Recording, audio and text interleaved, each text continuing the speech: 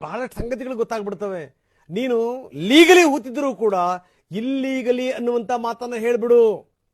2014ರಲ್ಲಿ ತಮಿಳುನಾಡಿಗೆ ಹೋಗಿ ಈ ವ್ಯಕ್ತಿನ ಭೇಟಿ ಮಾಡಿ ಒಂದು ತಂಡ ಅವನನ್ನ ತಲೆ ತೊಳೆದಿರುವಂತ ರೀತಿ ಇದು. ಎಸ್ಐಟಿ ಇಂದ ಟಿವಿ ನನಗೆ ಎಕ್ಸ್ಕ್ಲೂಸಿವ್ ವಿವರಗಳು ಲಭ್ಯವಾಗಿವೆ. ಎಸ್ಐಟಿ ಮೂಲಗಳಿಂದ ತುಂಬಾ ಸ್ಪಷ್ಟವಾದಂತ ಸಂಗತಿಗಳನ್ನು ಹೇಳಿದೆ. 2023 ಡಿಸೆಂಬರ್ನಲ್ಲಿ ಒಂದು ಟೀಮ್ ಭೇಟಿಯಾಗುತ್ತೆ. ಪೊಲೀಸರು ಒಂದು ಏನೇನು ಹೇಳಬೇಕು ಅಂತ ಹೇಳಿಕೊಡುತ್ತೆ. ಎಲ್ಲವನ್ನೂ ಕೂಡ ಪಾಯಿಂಟ್ ಹಾಕಿಕೊಡ್ತಾರೆ. ಬುರುಡೆ ಕೊಡ್ತಾರೆ. ಬುರುಡೆ ಕೊಟ್ಟರು ಕೂಡ ಅವರನ್ನೇನೆ ಬುರುಡೆ ತಂದು ಗುಂಪು ಹೇಗೆ ಹೇಳ್ತು ಆ ತರ ನಾನು ನಡ್ಕೊಂಡೆ. ಮುಗಿತಲ್ಲ ಅಲ್ಲಿ ಕತೆ, ಮುಗಿದೋಯ್ತು, ನೆಗೆದು ಬಿದ್ದೋಯ್ತು ಎಲ್ಲದೂ ಕೂಡ. ಏನು ಅವನು ನಿಂತ್ಕೊಂಡು ವಿಚಿತ್ರ ವಿಚಿತ್ರ ಮಾಸ್ಕ್ ಹಾಕೊಂಡು ಆ ಕಡೆಗೂ ತೋರಿಸಿದ್ದೆ, ಈ ಕಡೆಗೂ ತೋರಿಸಿದ್ದೆ, ಈ ಕಡೆಗೂ ತೋರಿಸಿದ್ದೆ, ಆ ಕಡೆಗೂ ತೋರಿಸಿದ್ದೆ.